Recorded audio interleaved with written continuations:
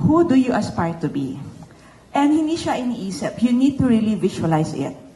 Example, you can start with, I want to become, or I want to be that someone, or that student leader, or that NU leader. Or that sabihin natin, pwedeng, I want to be that daughter, that son. But you just have to write something that serves to be your North Star. I missed out on that part.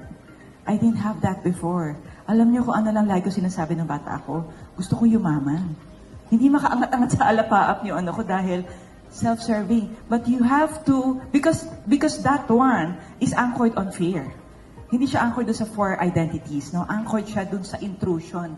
Na ang sa akin ang belief system, dahil na-abuse ako, dahil all those traumatic things in my life when I was younger, I now made a vow that I need to be this and that or I'll prove to you statement.